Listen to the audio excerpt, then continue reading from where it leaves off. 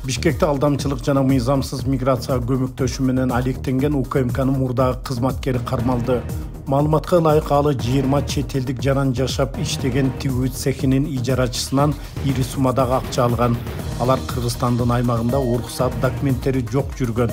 Текшерүү иштеринин жүрүшүндө имараттын ижарачысы өзүн улуттук коопсуздук органынын учурдагы кызматкери катары тааныштырган жаранга эмгек мигранттарын мыйзамдаштырууга көмөк көрсөтүүгө жана компетенттүү органдар тарабынан мүмкүн болгон текшерүүлөрдөн жаап жашыруу үчүн олуттуу суммадагы акча каражатын бергендиги аныкталган. Жабырлануучу тараптын арызынын негизинде кылмыш иши козголуп, шектүү УКМКнын убактылуу кармоочу жайына киргизилген.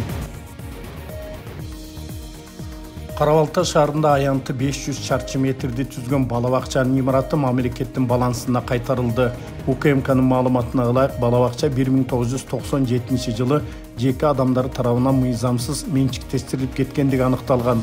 Андан кийин аталган бала бакчанын имаратын мыйзамдаштыруу максатында 2001 жылы мамлекеттик органдардын чечиминин негизинде бала бакчанын базасында дыйкан чарбасы түзүлгөн.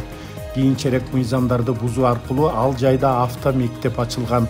Тиешелүү иш-чаралардын жыйынтыгы боюнча социалдык объект бала бакчага тарап пайдалануу үчүн мамлекеттик баланска кайтарылды. Бишкек Нарын Тору-Картууна жолунда акылдуу камералар кадимки режимде иштей баштады. Долбоор кызмат мамлекеттик мекемеси менен биргеликте ишке ашырылууда. Заманбап интеллектуалдык камералар күнү түнү тынымсыз иштеп, ылдамдыкты ашырууну, жол белгилерин бузууну, коопсуздук курдун болушун, ошондой эле жасалма мамлекеттик номерлерди жана башка жолдогу кооптуу мыйзам бузууларды аныктай алат.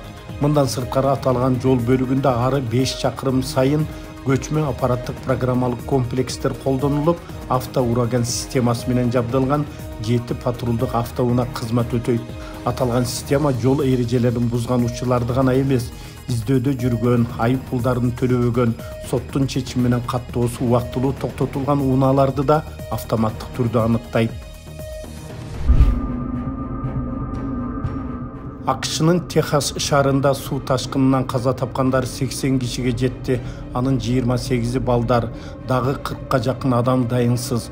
Узакка созулган жамгырдан кийин 4-июль күнү Гваделупа дарыясы жээктен чыгып кетип 1 саатка жетпеген убакытта суунун деңгээли 8 метрге көтөрүлгөн. Катуу агымдар машиналарды жадагасы ичинде адамдар бар үйлөрдү да агызып кеткен. Кырсык болгон аймакта атайын техника жана авиация иштеп жатат. Куткаруучуларга жардамга улуттук гвардия тартылды, бирок күч жетишсиз. Издөө куткаруу иштерин талкаланган жолдор, кулаган дарактар жана суу каптаган үйлөр татаалдаштырууда. Аймактарда өзгөчө абал жарыяланды.